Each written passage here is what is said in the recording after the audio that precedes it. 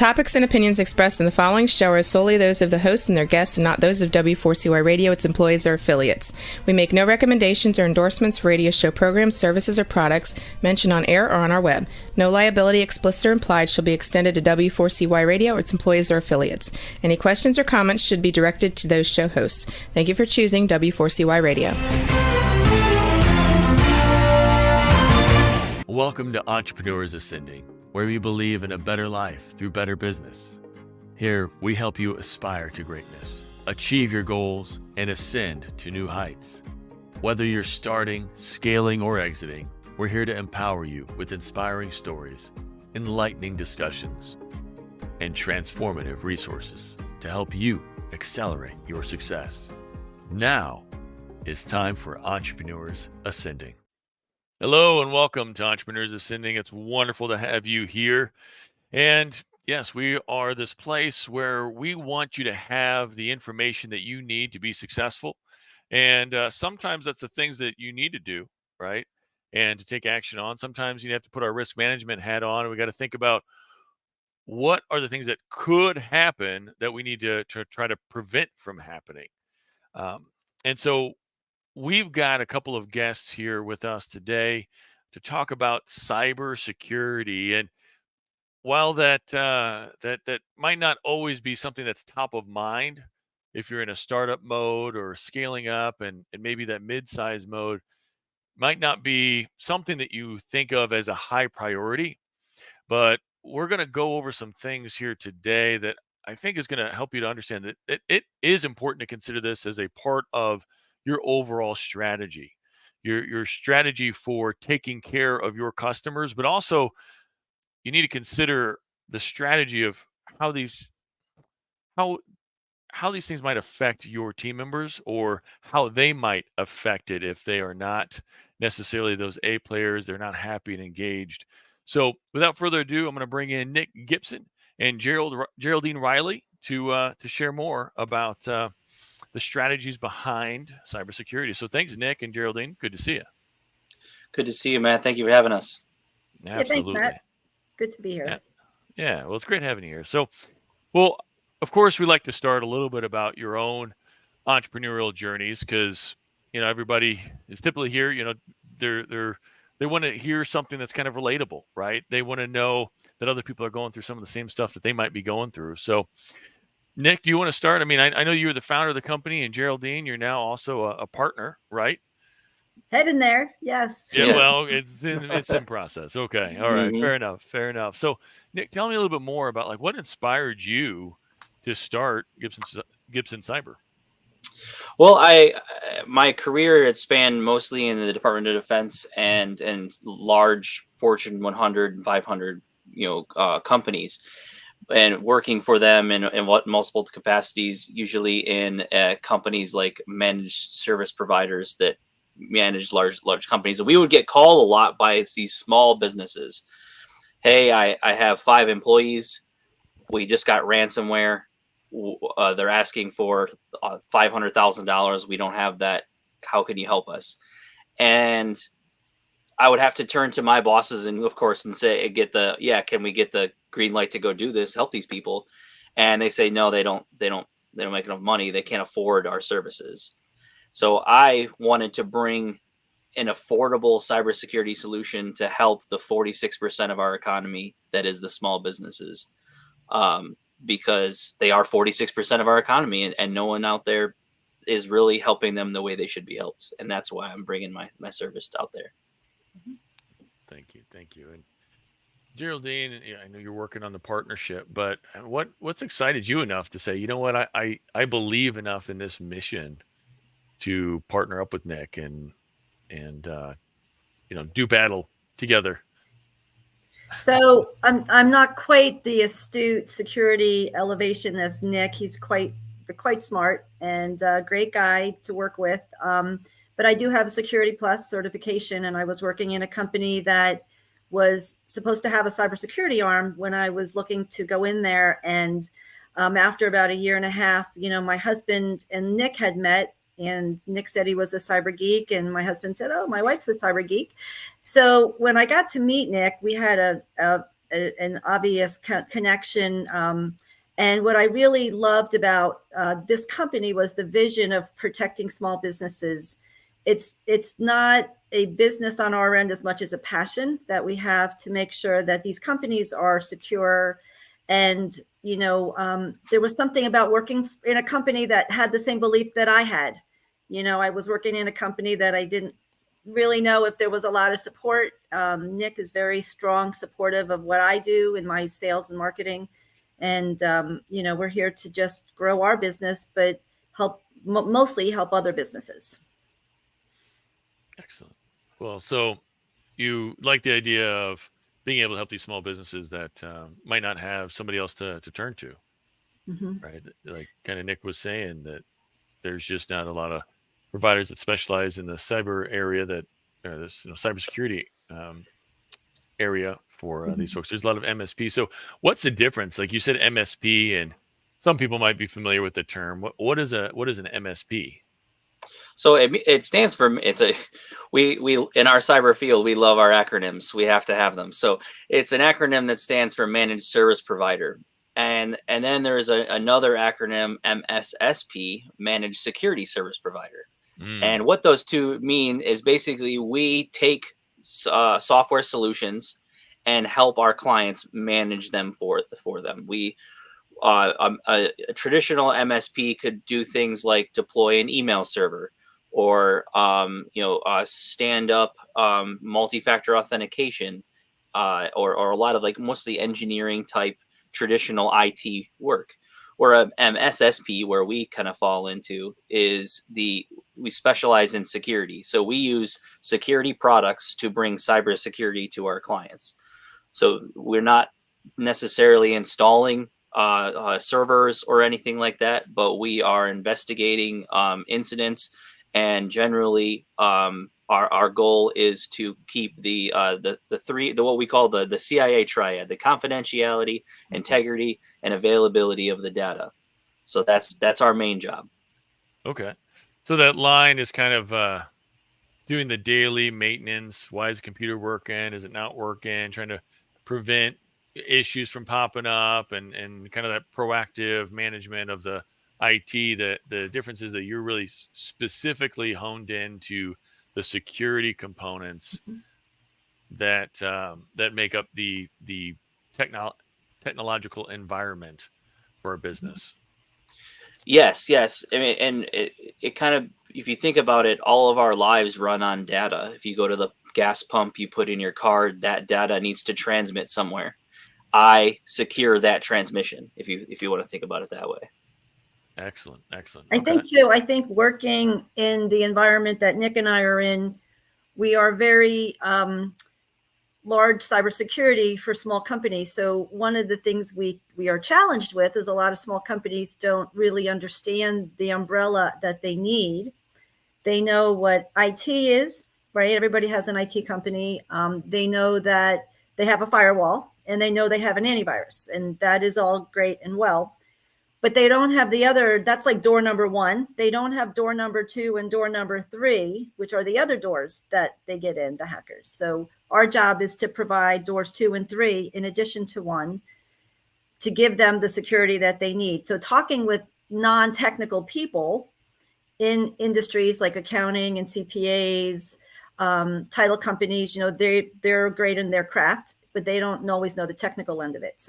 So our job is to educate, consult, and hopefully lead them in a direction that they're going to want to cover their entire company with doors 1, 2, and 3, in addition to good password protection and education and all that. Okay. All right. So what are those big doors, if you were to define them all again? So there's the firewall. The antivirus, the antivirus and firewall, say, are in door 1. Okay. All right. And then we have like a door number 2, which might, in our situation, it's behavioral based, that the software we use, and it looks at anti-exploit, anti-ransomware, anti-bot. So those are the things that if they get into your system, they can just take it over. So that would be a door number 2.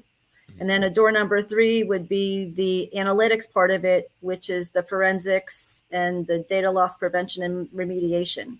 So those are other arms that companies don't really think about. And companies in heavy data, CPAs, accountants, title companies, people that have a lot of attorneys, a lot of data, they need very strong protection. And their data is just as important as a big company. Nick said that to me last week, and I thought that is exactly true. Yeah. Yeah. And we talk a lot about strategy as a strategic growth business coach. Obviously, that's part of that. And strategy is a big part of how we differentiate ourselves in the marketplace. How much are we at risk for like our name, our brand, our goodwill from our customers if there's some sort of data breach or some sort of cybersecurity issue? Like, what are the risks for a company? There's a lot of risks. One, I think it's over. I think over this, a lot of people say monetarily upfront as the number one. You can lose money. All right. I think that the more valuable one is number two, is reputation loss. 70. There's been a poll coming around. I forget I'll have to get back to you on the source of the poll, but it says 71% of people will not go back to a business that has lost their data previously. So imagine if you're a business owner and you get ransomware one day, and the next day you lose 71% of your business. How much would that affect you? I would say pretty substantially. Yeah, I mean, most people, their 71% would be a pretty significant hit. Yeah. Unless they have large cash reserves, which is not typically the definition of a small or medium-sized business, unfortunately. And then the other side of that Nick and I have talked about, they not only get ransomware, but then they have the FTC and the IRS coming after them for also a fine. And they're trying to recuperate what they've already lost, trying to satisfy the government, who really doesn't care that they just want you to get back on track. And and then what do you do if you have all these fines and your ransomware? Can you afford to keep your employees? Your insurance is going to cover it, right? If you have insurance. And that's another thing. Do they have cybersecurity insurance? Do they qualify? Do they even know what risks they have in their company? And we do security evaluations for companies to help them see how risk they are. Yeah. And it's funny about cyber insurance is that most of the time when you need cyber insurance, you've been hacked, and it's because of 99% of the time hackers get in due to user negligence. Well, that's not covered under cyber policies. If you don't set a password correctly, or you don't have two-factor authentication on an account and they get in through that way, the basics of security, the policy won't cover you. This brings something to mind. So often I'm talking with business owners and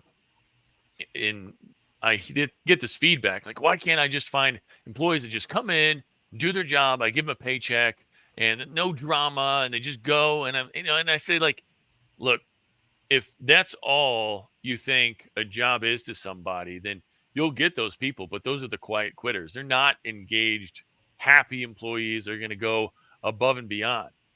They're the ones that are kind of just going to do enough to not get fired. So they're going to be kind of lazy, or they're going to cut corners, or they're just not even going to care. They're like, so what? There was a hack. Company goes under. I'll just go get another job. Well, it was nice while it lasted.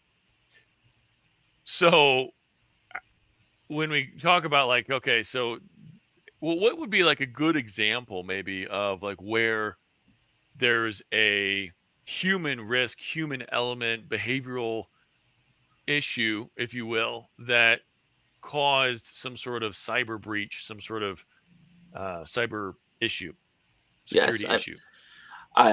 There's a number of one that come to mind for me, but the I think the one that the audience would mostly identify with was the MGM hack that just happened recently in the last 6 months. That the MGM casino is specifically. So they called the MGM casino's IT support desk and said, "Hey, I'm an employee. I locked myself out. Can you help me?" And being part of their job to help people, their IT support, they want just the human nature of wanting to help another human as well. Sure, I'll help you. gave the attackers a legitimate access to an account, and they proceeded to take millions of dollars, or ransomware MGM for millions of dollars, and they got paid. And that was as simple as calling the IT support line. It was posted right on the website. I mean, it's not hard to find the number. Yeah. So it's as simple as that. And it's not even that the IT support person was trying to do anything. They were trying to do the best job that they could, but we're just human hacked is what we call it. Yeah. Yeah. So it can even happen even if somebody's on top of their game. I mean, yes, most likely that MGM help desk person was, well, give them the benefit of the doubt. They're probably a happy-go-lucky type person. They probably enjoyed their job, and still yet people can be convincing, and they don't want to hurt somebody's feelings. Or it could be the other side. It's called social engineering when a human gets involved with their hacking. But it could be that they could present themselves as the president of the company, and then they're bullied. And they're saying, I'm the president of the company. You need to do this for me. And, I'm going to talk to your boss, and then you scare tactics into giving the information. So the other side of that is you're bullied into getting the information out there. And that's also real, because nobody wants to be fired. Everybody needs a paycheck.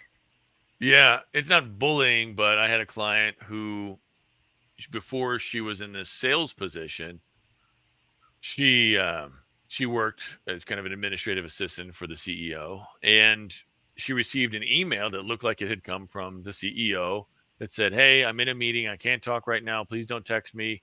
I just need these gift cards. And if you can just email me the numbers, I'd appreciate it." And at first she's like, okay, so she's kind of getting ready. Then she's like, maybe I should just go ahead and give him a call just to make sure, or send him a text. So she did. She found out, it was a phishing attack, or spear phishing attack, or whatever they call it. Is it a spear phishing whenever you're going for a specific person? Is that what you call that? Yes. Yeah. Yeah. So a spear phishing attack, and fortunately, she was able to figure it out and didn't waste the hundreds of dollars. I mean, it was kind of, I think, a smaller one, but who knows? I mean, it could have definitely blossomed into a lot more. So, yes. But you've seen those kinds of attacks? Yes, a lot, quite often. They're very common. To be I got honest. I got one soon after I started working for Nick. It came on my text, and it said, and I knew he was in a meeting. So the text said, "Hey, Geraldine, this is Nick. I'm in a meeting," which I knew he was in a meeting. And they said, "Can you run and get these gift cards and send me the barcodes?" And I mean, I'm a little wiser than maybe the average bear, hopefully, what I do. So I just said, I didn't respond back, but often they might come from a third world country or another country outside of the US. So I was a smart guy, and I said, I'll send you 2 cows and a sheep for the winner of whoever's going to get your prize instead of the gift card. Just being funny back. But yeah, they happen. They happen a lot. And then I got another one a few weeks ago that I just didn't even pay attention to. Yeah. Yeah. And without, proper security, it's very easy for someone to go, "Oh, I was waiting for an Amazon package. That something must be wrong with it. Let me click on this link and find out." Yeah. Well, I get text messages about FedEx packages and whatnot when there's really no FedEx package or whatever, and stuff like that. I mean, no, I'm not. Yeah. I'm not picking on you. Yes. But so, Nick, I'm just curious. I'm sorry. Go ahead. I'm sorry. Go ahead. No, I was just saying, to your previous point about bad employees, we call those insider threats, and they happen all the time as well. I think that the Target hack way back in 2014 was where it was negligence on the part of the HVAC company. They left an open account, and the entire system worldwide of Target was hacked. So that just goes to negligence. So sorry about that. I just wanted to kind of point that into your original point as well. No, I mean, I think you bring up a good point. I mean, and I'll chase that squirrel for a second here, but in a second here. But Nick, I'm just curious. You don't have to tell Geraldine, but like, who did you pay to get them to email her just to test her right when she started? Yeah. Exactly. No, going back to the Target situation. That was I think a great example of maybe a small business, or I can't remember the size of that HVAC company. Maybe it was a mid-sized business, somewhere in that range, but it wasn't the huge global company that Target is. And they probably thought, well, hey, we're probably fine. It's not going to happen to us. And, maybe they didn't necessarily have enough to make it worth the hacker's time for themselves. Who knows?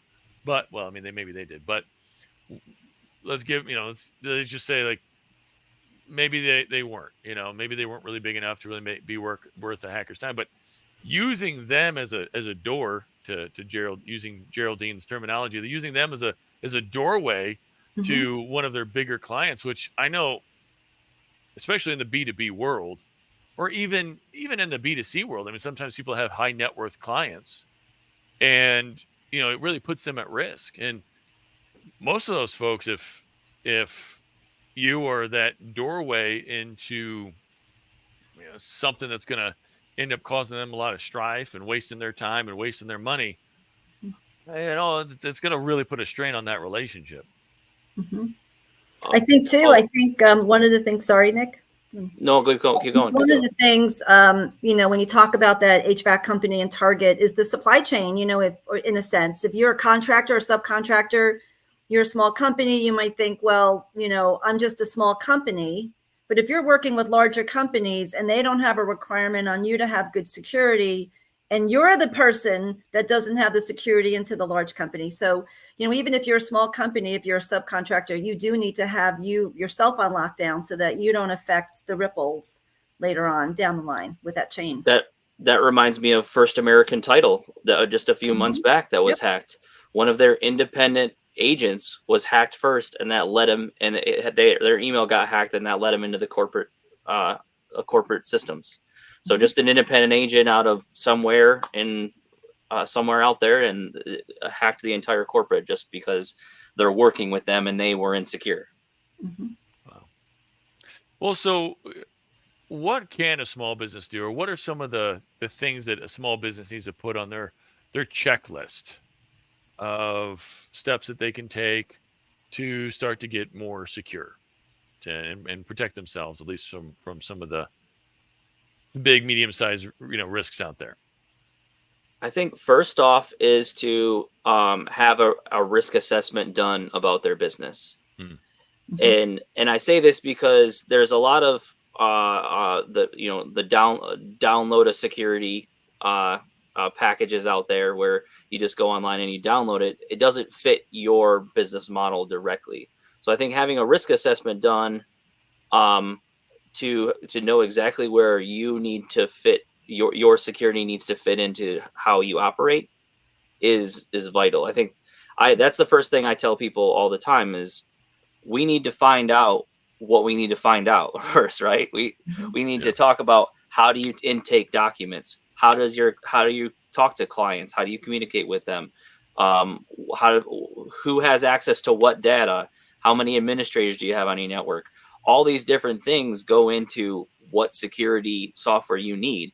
And you could be making a spend that is unnecessary or not helpful at all if you don't know this. Yeah. Well, I mean, even would you say looking at how many old email accounts or old accounts, in whatever systems you might have that are from ex-employees that you just never bothered to get rid of? Is that exactly Yeah. That is 100% how Target got hacked. They had an account out there. No one shut it off, and the attackers found it. The hackers probably wasn't being monitored either. So nope, they were wasn't being doing monitored. their thing, and and it was an administrative level account. So how do you know? Like you got people that aren't the business owners making and doing changes on the network, which is fine. But if you don't know what they're doing or their accounts get hacked, it just looks like they're doing their normal job. So how is anyone supposed to figure out that anything's wrong? And that's what the attackers are looking for. They want to make it look like everything's fine. Everything's fine as I'm stealing all your data and draining your bank accounts. And in all fairness to the small companies, right? They're doing the best they can with what they know. And they might be picking an IT company that maybe their brother's doing it for them. Maybe they have a son in college who's working on their system for them. Or maybe they have a small company they're working with who doesn't really have security as one of their stools, their three-legged stools, for what they need to offer. So, it's easy on the small business end to not know and to not know where to go. Our job is to help educate those IT companies that the Nortons and the $8 packages a month is not going to cut it for cybersecurity. It's great for a home system, but it's not going to work for what they're looking for to protect their data. And, and I'm just going to say, like, Nick and I work with a few big heavy hitters. We call them heavyweights. We're a heavyweight cyber company. We work with some really great companies that the corporations use. So our customers get corporate level enterprise grade security for pennies on the dollar as a small company. And we also have a great password, enterprise grade password protection. We didn't even talk about the Drive situation, Google Drive and some of the Drive situations that we also cover, even though, they're HIPAA compliant, Google Drive and some of those other drives. We help track not just the drive, but the data going in and the data going out. And so that's not covered in a lot of these IT companies, So do you want to address some of that, Nick? Because he's the pro on that.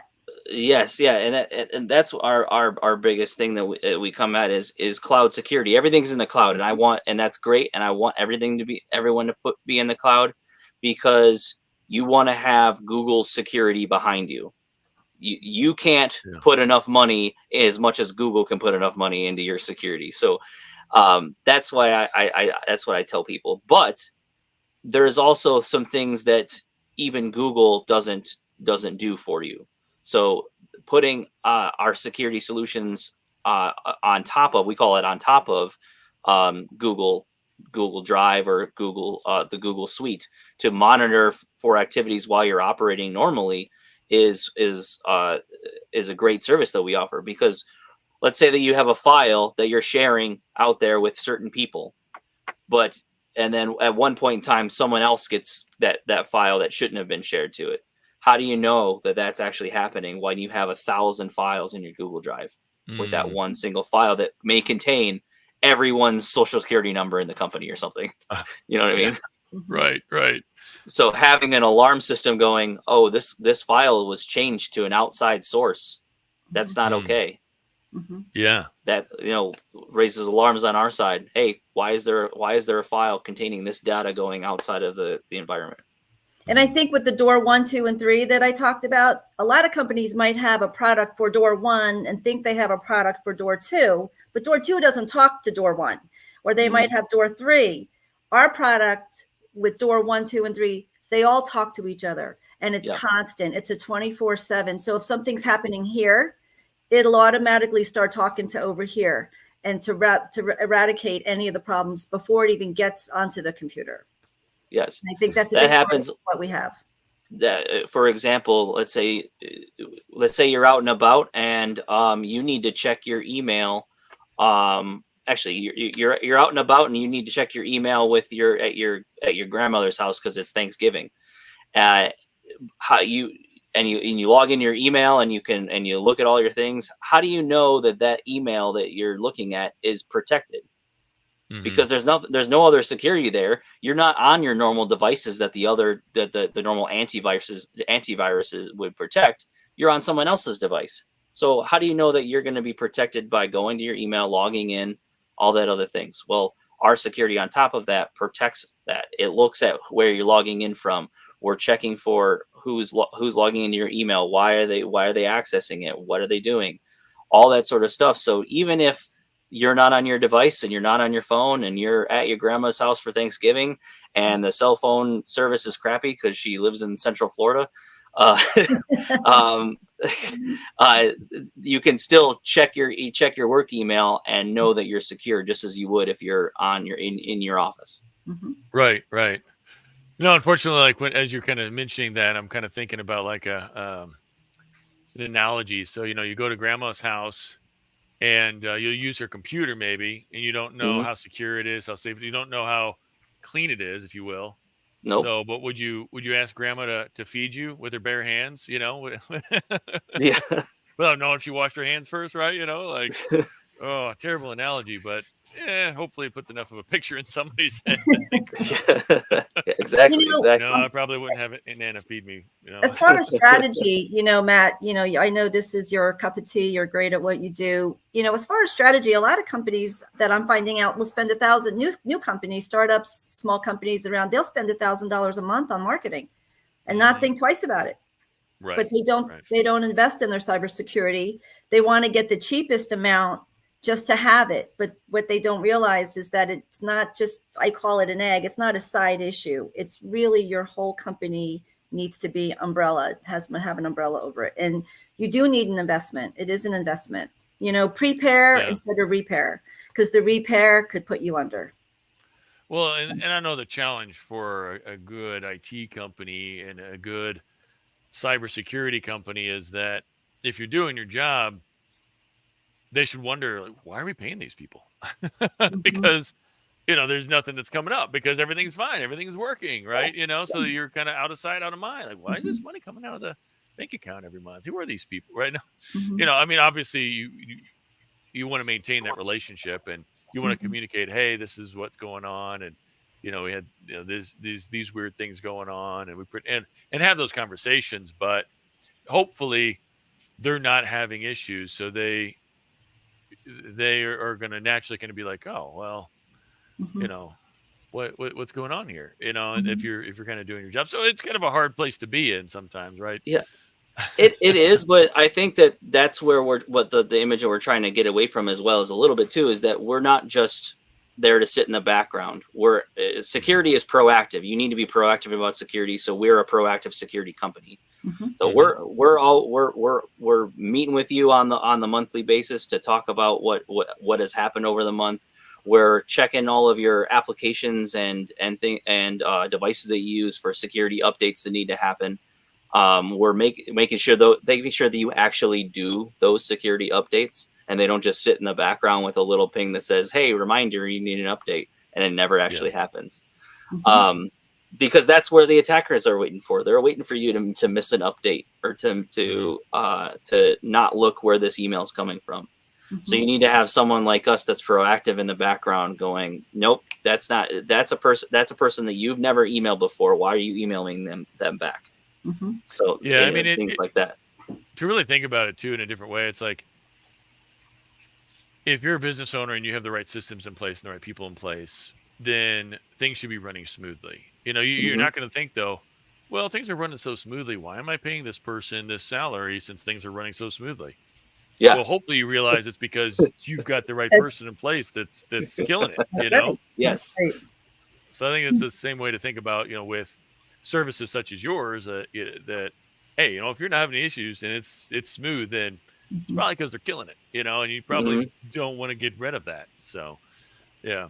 All right. I want to share one more point real quick. I listened to a guy about cybersecurity the other day, and he said, a hacker has a choice. They can go to the Bank of America downtown where there's a security guard with a gun, layering of doors to get through to get into the bank to rob. Or they can go to the small banks on the more remote side where they have a community police officer, maybe an older gentleman, and there's not a lot of security. They'd probably rather go get 10 of those than try to get into the big bank.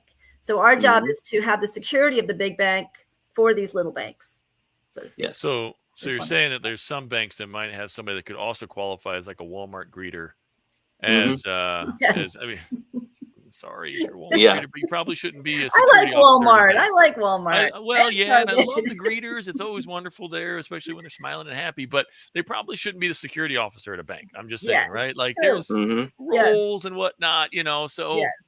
Yeah, so it's kind of like that. Okay. Well, anyway. Thank you so much. And it sounds to me like you work with MSPs as well, right? Like, yes. So if an MSP is listening right now, we're the owner of an MSP or something like that, you guys can work to kind of support them and have their back, right? Yeah, yes, we become a security operations center, what we call SOC for an IT firm.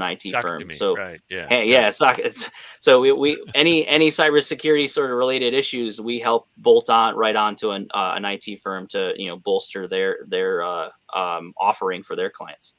Yeah. So they've got their NOC, you've got your SOC. Exactly, 100%. And together you form a strong rock. Yes, I like that, Matt. That's awesome.